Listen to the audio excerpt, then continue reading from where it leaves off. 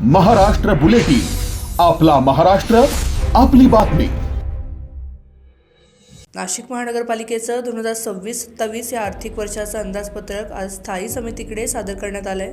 मनपा आयुक्त मनीषा खत्री यांना स्थायी समितीचे अध्यक्ष मच्छिंद्र सानप यांच्याकडे तब्बल 3011 कोटी रुपयांचं अंदाजपत्रक सुपूर्द केलं। सानप यांनी सभापती पदाची धुरा स्वीकारल्यानंतरची ही पहिली सभा असल्याने या अंदाजपत्रकाला विशेष महत्त्व प्राप्त झाले। मागील आर्थिक वर्षात 3627 कोटी रुपयांचं अंदाजपत्रक सादर करण्यात आलं होतं। यंदा मात्र 3011 कोटी रुपयांचं अंदाजपत्रक मांडण्यात आलं असून खर्चात काही प्रमाणात कपात दिसून येत आहे। तरीही विकास कामांना गती देण्याचा प्रयत्न प्रशासनाकडून करण्यात आल्याचं चित्र दिसतंय। प्रत्येक नगरसेवकाला प्रभाग विकास निधी म्हणून 30 लाख आणि स्वेच्छा निधी म्हणून 8 लाख असे एकूण 38 लाख रुपयांची तरतूद करण्यात आली आहे। तसेच प्रशासकीय खर्चासाठी सुमारे 50 कोटी रुपयांची तरतूद प्रस्तावित आहे।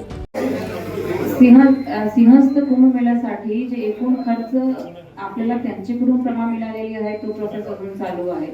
त्याचा तुम्ही थोडक्यात सांगू शकते कामणी आहे की 1246 कोटीची आपल्याला रोडसाठी तरतूद होती। त्यानंतर आपल्याला काही 62 कोटी पुलांसाठी मिळालेले आहे त्यांच्याकडून। त्यानंतर पीपीपी हँड प्रोजेक्टला 1038 कोटी दिलेले आहे।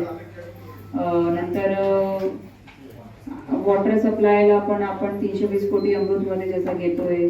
नंतर जे आपले हे वाहन खरेदी आहे अग्निशमन यासाठी उपाययोजनासाठी ते 18 कोटी 18ची जमा आपल्याला मिळालेली आहे। हॉस्पिटलसाठी 3 कोटीची ते जमा मिळालेली आहे। अशा करून आखाडे दुरुस्तीसाठी आपल्याला 3 कोटीची प्रमाण मिळालेली आहे। तर अशा प्रकारचे त्यांच्याकडून जे प्रमाण मिळालेली आहे, WTPची एक प्रमाण त्यांच्याकडून आपल्याला मिळालेली आहे। आणि काही आपण स्वतःहून पण जे केलेलं आहे की ते आहे अमृतमध्ये मलवाहिका टाकणे, गोदावरीच्या दोन्ही बाजूला तो आपण पकडला आहे बॉन्ड मारून। रामकालपंची जी निधी आहे ते केंद्र शासनाकडून आपल्याला मिळालेली आहे जानास्कीमध्ये। तर CCTV आणि ऑप्टिकल फायबरसाठी स्मार्ट सिटीला मिळालेली आहे निधी।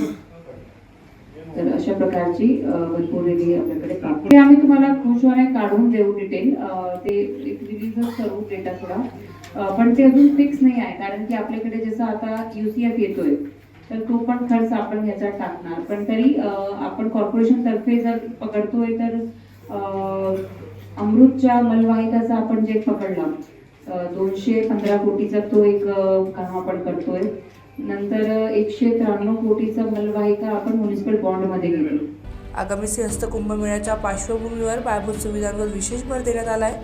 रस्ते, पाणी पुरवठा, मलनिस्सारण व्यवस्था, घाट परिसर सुशोभीकरण आणि वाहतूक व्यवस्थेसाठी आवश्यक कामे प्रस्तावित करण्यात आली आहेत। या अंदाजपत्रकावर स्थायी समितीच्या पुढील बैठकीत सविस्तर चर्चा होणार असून त्यानंतर अंतिम मंजुरीची प्रक्रिया पार पडणार आहे। सयाजी पवार, महाराष्ट्र बुलेटिन, नाशिक। महाराष्ट्र बुलेटिन, आपला महाराष्ट्र, आपली बातमी।